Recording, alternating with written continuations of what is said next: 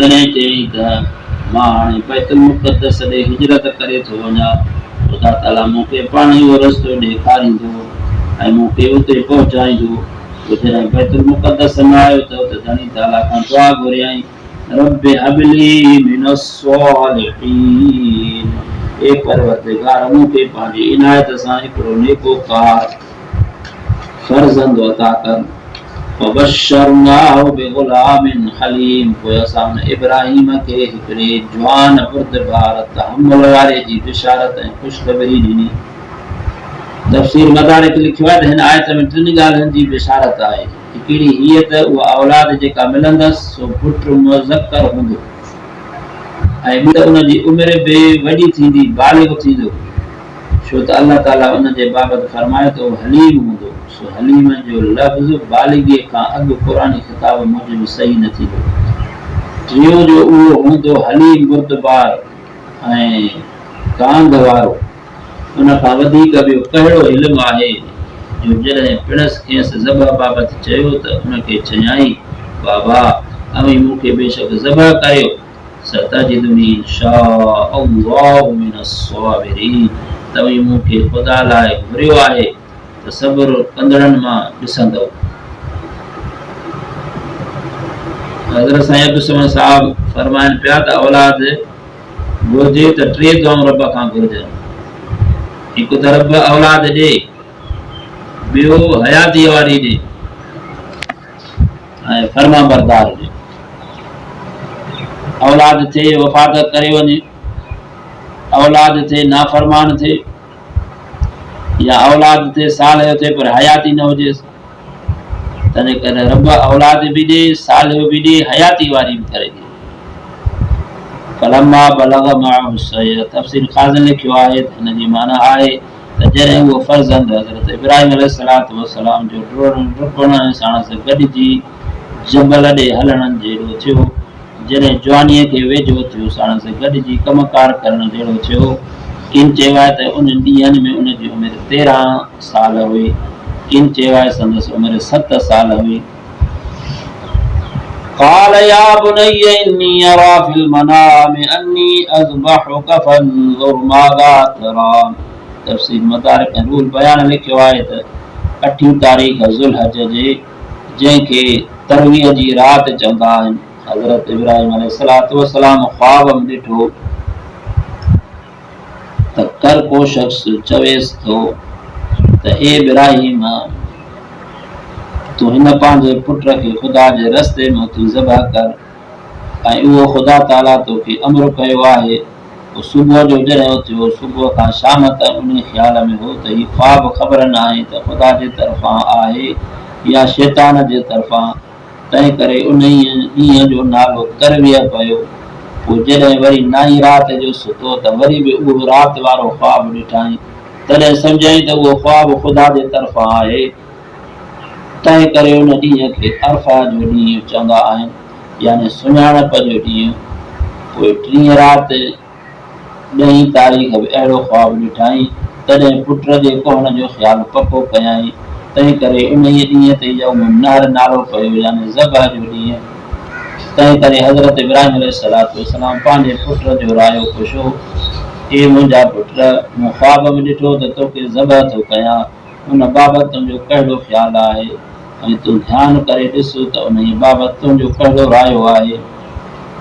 तफ़सीर जो इख़्तिलाफ़ आहे त जंहिं फर्ज़ंद जी ज़बह करण लाइ हज़रत इब्राहिम खे ख़ुदा ताला जे तरफ़ां हुकुम थियो हो, सो हज़रत इसहाक़ हो या हज़रत इस्माइल अलैहिस्सलातु वस्सलाम हो।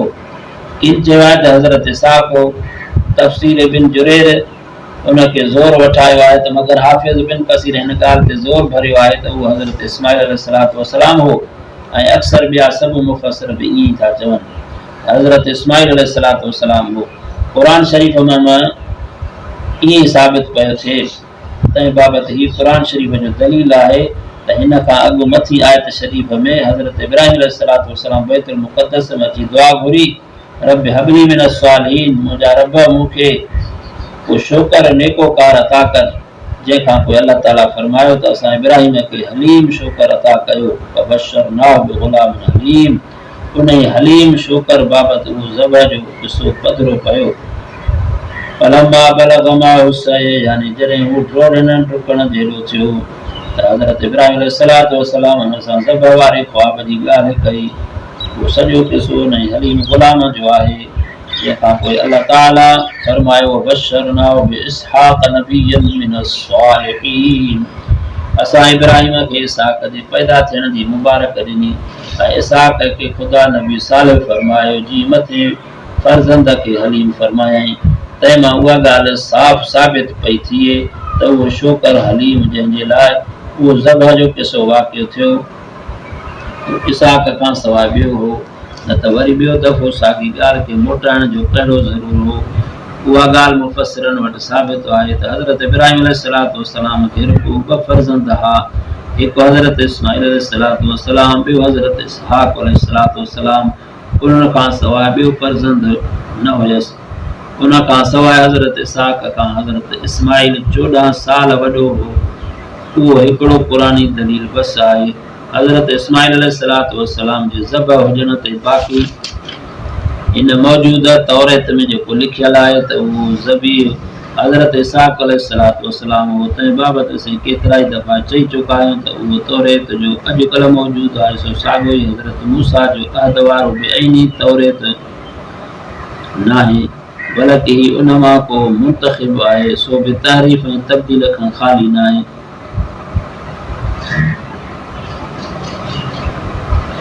हज़रत तफ़सीर इब्न कसीर ऐं ख़ाज़िन ॿिन्ही लिखियो आहे त हज़रत उमर बिन अब्दुल अज़ीज़ रज़ी अल्लाह अन्हु हिकिड़े यहूदी आलिम खां पुछो जंहिं ताज़ो ख़ुशीअ सां इस्लाम आंदो हो त हज़रत इब्राहिम जो उहो कहिड़ो पुटु हो जंहिंजे ज़बह लाइ ख़ुदा हुकुम कयो हो। तंहिं ते उन जवाबु ॾिनो त उहो इस्माइल अलैहिस्सलातु वस्सलाम हो। तंहिंखां पोइ चयईं त या अमीरुल मोमिनीन यहूद बि उहा ॻाल्हि सम्झनि था त उहो ज़बीह हज़रत इस्माइल अलैहिस्सलातु वस्सलाम हो। तंहिंखां पोइ चयईं त या अमीरुल मोमिनीन यहूदी बि उहा ॻाल्हि सम्झनि था त उहो ज़बीह हज़रत इस्माइल हो। पर अवां अरबनि ते हसद था कनि त मथां अरब ईअं ई चवनि त असांजो ॾाॾो उहो हो जंहिंजे ज़बह लाइ अल्लाह ताला अमर कयो हो। अल्लाहु अलम। क़ाल या अबत फ़अल मा तुमर सतजिदुनी इंशाअल्लाहु मिनस्साबिरीन। उन महिल यानी हज़रत इस्माइल अलैहिस्सलातु वस्सलाम पंहिंजे वालिद खे ही जवाबु ॾिनो त ए बाबा साईं तूं उहो कमु करे जंहिंजे लाइ अल्लाह ताला तोखे हुकुम कयो आहे। इंशा अल्लाह ताला तूं बि मूंखे सब्र कंदड़नि मां ॾिसंदे। तफ़सीर ख़ाज़िन लिखियो आहे त जॾहिं हज़रत इब्राहिम अलैहिस्सलातु वस्सलाम पंहिंजे पुट इस्माइल खे चयो त तूं कुहाड़ो ऐं रसो खण त हिन जबल मां काठियूं करे अचूं। पोइ जॾहिं जबल में विया तॾहिं हज़रत इब्राहिम अलैहिस्सलातु वस्सलाम पंहिंजे पुट खे उहा ॻाल्हि चई जंहिं ते हुन चयसि त बेशक तूं ख़ुदा जे हुकुम मूजिब मूंखे ज़बह कर ऐं इंशा अल्लाह ताला साबिरनि मां हूंदुसि। फलम्मा असलमा वतल्लहु लिलजबीन। मथां उहो किसो ज़बह वारो तफ़सील सां शुरू आहे। तफ़सीर ख़ाज़िन लिखियो त जॾहिं पीउ पुट ॿई ख़ुदा जे हुकुम ते राज़ी रहिया ऐं ज़बह ते तयारु थिया हज़रत इब्राहिम अलैहिस्सलातु वस्सलाम पुट खे मुंहुं भर ऊंधो केराए विधो। तॾहिं हज़रत इस्माइल अलैहिस्सलातु वस्सलाम चयोसि ए बाबा मुंहिंजा हथ पेर ऐं उज़वा सभु मज़बूत ॿधी छॾ। मतां मां उन महिल फतकां त उहो चङो न आहे। ख़ुदा जे हुकुम ते फतकण बि ख़राब आहे। माना उज़वा हणण ऐं अमी पंहिंजा कपिड़ा मूंखां परे झलियो मतां मुंहिंजे रत जा फुड़ा तव्हांजे कपिड़नि ते पवनि त उन में मुंहिंजो सवाब बि घटि थींदो ऐं मुंहिंजे माउ उहा रत ॾिसंदी त वरी रोअंदी ऐं कातीअ खे तमामु तिखो कर तमामु जल्दी मुंहिंजे निड़ीअ ते वहाइजो त मूं ते आसान थिए छो त मौत सख़्तु आहे। ऐं जॾहिं मुंहिंजी माउ वटि वञो त हुनखे मुंहिंजा तमामु घणा सलाम ॾिजो ऐं मुंहिंजो ही पहिराण चोलो वञी हुनखे ॾिजो त मुंहिंजी यादगिरी महिल हुन कमीस खां तसली थींदसि। तॾहिं हज़रत इब्राहिम अलैहिस्सलातु वस्सलाम चयोसि ए पुट तूं मुंहिंजे लाइ ख़ुदा जे अमर ऐं हुकुम ते वाह जी मददगार ऐं साथी आहे। पोइ हज़रत इब्राहिम अलैहिस्सलातु वस्सलाम ईअं कयो जीअं संदसि पुट चयसि। हू पाण बि पई रुनो संदसि फर्ज़ंद बि पई रुनो। पोइ उन जे निड़ीअ ते काती रखियाईं ऐं वहायईं पर काती कुझु बि वढे न सघी। पोइ वरी 2-3 दफ़ा उनखे तिखो कयाईं। सभु कंहिं भेरे काती कुझु बि वढे न थी सघी। वण जी कुदरत मंझंदि असुर न रही। तॾहिं पुट चयुसि बाबा शायदि अमीं मूंखे ॾिसो था, तंहिं करे अव्हांखे मूं ते रहम थो अचे, तंहिं करे अमीं मूंखे ऊंधो करे ज़बह कयो। पोइ हज़रत इब्राहिम अलैहिस्सलातु वस्सलाम ईअं कयो ऐं उहा काती संदसि क्यारीअ ते रखियाईं। तंहिं वक़्तु ख़ुदा ताला जे तरफ़ां आवाज़ आयसि त इब्राहिम तो ख्वाब खे सचो कयो। बसि उहा आज़मूदो हो। उन ई तफ़सीर लिखियो आहे त जॾहिं इब्राहिम ख़लीलुल्लाह अलैहिस्सलातु वस्सलाम खे ख्वाब में हुकुम थियो त पंहिंजे पुट खे ज़बह कर, त इब्लीस शैतान लईन चयो त हींअर वजो अथमि इब्राहिम जे आल खे खारण जो। पोइ शैतान हिकिड़े मर्द जी सूरत में थी हज़रत इस्माइल जे माउ वटि आयो ऐं हुनखे अचे चयईं त तोखे ख़बर आहे त इब्राहिम तुंहिंजे पुट खे काॾे वठी वियो आहे? तॾहिं बीबी साहिब चयुसि त काठियूं करण लाइ वठी वियो अथसि। शैतान चयुसि त उहो कुहण लाइ वठी वियो आहे। उन ते बीबी साहिब चयुसि त तूं कूड़ो आहीं, पीउ पुट खे कीअं कुहंदो? इब्लीस चयुसि त हुनजो ख़्यालु आहे त मूंखे ख़ुदा ताला हुन बाबति अमरु कयो आहे। तॾहिं बीबी साहिब चयुसि त जेकॾहिं ख़ुदा जो उहो अमरु आहे त तमामु चङो, भली त इस्माइल खे ख़ुदा जे राह में कोहे क़ुर्बान करे। पोइ शैतान लही न ॾिठो त हितां कुझु बि न वरियो। सो वरी आयो हज़रत इस्माइल अलैहिस्सलातु वस्सलाम वटि जो पीउ जे पोइतां हले पियो। तॾहिं हुनखे चयईं त ए छोकिरा, तोखे ख़बर आहे त तुंहिंजो पीउ तोखे काॾे थो वठी वञे? चयईं त हिन जबल में काठियूं करण था वञूं। तॾहिं शैतान लही न चयुसि त न, ख़ुदा जो कसम आहे त हू तोखे तुंहिंजे कुहण लाइ वठी थो वञे। हज़रत इस्माइल चयुसि त मूंखे छो कुहंदो? तॾहिं शैतान लही न चयुसि त हुनखे ख़ुदा हुकुम अहिड़ीअ तरह कयो आहे। तॾहिं हज़रत इस्माइल अलैहिस्सलातु वस्सलाम चयुसि त जेकॾहिं ख़ुदा ताला हुकुम कयो अथसि त भली मूंखे ज़बह करे, हुन बाबति घणो ख़ुशि आहियां। तॾहिं शैतान ॾिठो त हिन मां बि कुझु न वरियो। पोइ शैतान वरी इब्राहिम अलैहिस्सलातु वस्सलाम वटि आयो, हुनखे अची चयईं त ए शेख, केॾां थो वञे? हुन चयुसि त हिन जबल में कंहिं कम लाइ था वञूं। शैतान चयुसि त इब्राहिम, राति जो तोखे शैतान ख्वाब में अची चयो तूं पंहिंजे पुट खे ज़बह कर। तॾहिं हज़रत इब्राहिम अलैहिस्सलाम हुनखे सुञातो ऐं शैतान मरदूद आहे। पोइ चयाईंसि ए ख़ुदा जा दुश्मन इब्लीस लही न मूंखां भॼी परे थी। ख़ुदा जो कसम उहो हुकुम बरसर चिशम पूरो कंदुसि। तॾहिं इब्लीस सड़ी खामी थी वियो। इब्राहिम जे आल मां को मतिलबु हासिल थियो ऐं न कि ख़ुदि इब्राहिम मां। तफ़सीर में हज़रत बिन अब्बास जी रिवायत सां आहे त जॾहिं हज़रत इब्राहिम अलैहिस्सलाम पंहिंजे पुट खे कुहण जो इरादो कयो त शैतान खे ॾिठईं। पोइ शैतान जे पुठियां पियो, जंहिंखां हू भॼी वञी उते बीठो जिते हींअर हाजी सगोरा पथर हणंदा आहिनि। पोइ हज़रत इब्राहिम अलैहिस्सलातु वस्सलाम 7 पथरियूं शैतान खे हणी कढियूं। पोइ उतां भॼी वञी ॿिए हंधि बीठो, उते बि हज़रत इब्राहिम 7 पथरियूं हुनखे हयूं। मतिलबु त हाजी सगोरा उन्हनि मक़ामनि जायुनि ते पथरियूं हणनि था। इब्राहिम, अल्लाह ताला तो फरमाए त हुन वक़्तु असां इब्राहिम खे आवाज़ ॾिनो त ख्वाब खे सचो कयो, छो त पंहिंजे पूरी कोशिश ऐं दिलि खे सचाईअ सां पंहिंजे फर्ज़ंद खे असांजे राह में पुठो थी ऐं अव्हां ॿई असांजे हुकुम जा पूरा पूरा ताबेदार थिया। इन्ना कज़ालिक नजज़िल मुहसिनीन, असीं अहिड़ी तरह नेकोकारनि खे जज़ा ॾींदा आहियूं जो दुनिया में बि हुननि खे ख़ुशि करम रखंदा आहियूं। जीअं अव्हां जे दिलि जी सचाई ॼाणणु घुरिजे त ज़बह खां बि आज़ादु कयोसीं, आख़िरत में बि वॾा वॾा दर्जा ॾींदासीं। इन हाज़ा लहुल बलाउल मुबीन, हिन ॻाल्हि में आज़मूदो पधिरो हो, छो त तोखे आज़माइणो हो त तूं पंहिंजे पुट खे असांजे रस्ते में ज़बह करीं थो या अहिड़ीअ तरह इस्माइल खे बि आज़माइणो हो, पंहिंजो नफ़्स असांजे राह में क़ुर्बान करे थो या न। पर बेशक अमीं ॿई सादिक सचा आहियूं। वफ़दईनाहु बिज़िब्हिन अज़ीम, इस्माइल जे बदिले में असां वॾी क़ुर्बानी ॾिनी। तफ़सीर ख़ाज़िन लिखियो त हज़रत इब्राहिम नज़र कई त हज़रत जिब्राइल पियो अचे। उन सां हिकिड़ो दुंबो आहे, सुहिणो मींडनि वारो। पोइ हज़रत जिब्राइल हज़रत इब्राहिम खे चयो त हीअ आहे तुंहिंजे पुट जो बदिलो, तूं हुनखे ज़बह कर। ऐं अल्लाह ताला इस्माइल खे छॾायो ऐं हज़रत इब्राहिम अलैहिस्सलाम उन दुंबे खे ज़बह कयो।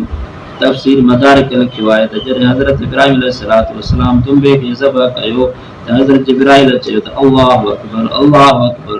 तॾहिं हज़रत इस्माइल ज़बी चयो ला इलाहा इल्लल्लाहु अल्लाहु अकबर। हज़रत इब्राहिम फरमायो अल्लाहु अकबर वलिल्लाहिल हम्द। तफसीर मदारिक तंज़ील तफसीर अहमदी लिखियो आहे त इमाम अबू हनीफ़ा रहमतुल्लाह अलैहि उन आयत शरीफ़ मां ही मसइलो अजीब कढियो आहे त जेकॾहिं को शख़्स नज़र करे ऐं मां पंहिंजे पुट खे ख़ुदा कारण ज़बह कंदुसि त उनखे लाज़िम आहे त पंहिंजे पुट जे बदिरां बकरीअ खे कोहे। उन जी तफ़सीर लिखियो आहे त हज़रत इब्न अब्बास रज़ियल्लाहु अन्हुमा फरमायो त जेकॾहिं हज़रत इब्राहिम अलैहिस्सलातु वस्सलाम पंहिंजे फर्ज़ंद हज़रत इस्माइल खे कुड़ी विझे हा त सभिनी माण्हुनि ते वाजिब थी विया त पंहिंजे फर्ज़ंद खे क़ुर्बान करणु यानी ख़ुदा ताला जे राह में कोहण क़ुर्बानीअ जी निस्बत जो क़ुरान शरीफ़ में अज़ीम जो लफ़्ज़ आयो आहे। तंहिंजे बाबति मुफ़स्सिरीन सगुरनि हीअं लिखियो आहे त हू दुंबो थुल्हो हो जीअं त हू घणा ॾींहं बिश्त में चरंदो रहियो हो। तफ़सीर मदारिक लिखियो त उन करे क़ुर्बानीअ जे लाइ बि उहो हुकुम आहे त उहो जानवर क़ुर्बानी वारो थुल्हो हुजणु घुरिजे। वतरकना अलैहि फिल आखिरीन सलामुन अला इब्राहीम। असां पोइ हिन में इब्राहिम लाइ घणी वाखाण ऐं तारीफ़ छॾीसूं। इब्राहिम ते सलाम हुजनि अहिड़ी तरह नेकोकारनि खे बि चङो बदिलो ॾींदा आहियूं। इन्नहु मिन इबादिनल मुमिनीन बेशक उहो इब्राहिम असांजे मोमिननि बाननि मां हो यानी असांजे ख़ासि बानो हो। वबशरनाहु बिइस्हाक़ नबिय्यम मिनस सालिहीन। ऐं असां इब्राहिम खे बिशारत ॾिनी इसहाक़ जी जो सालिहनि मां नबी हो। तफसीर खाज़न लिखियो आहे त जॾहिं हज़रत इब्राहिम अलैहिस्सलातु वस्सलाम मथे इम्तिहान में पूरो आयो पास थियो तॾहिं अल्लाह ताला खेसि हज़रत इसहाक़ जे मिलण जी बि ख़ुशख़बरी ॾिनी।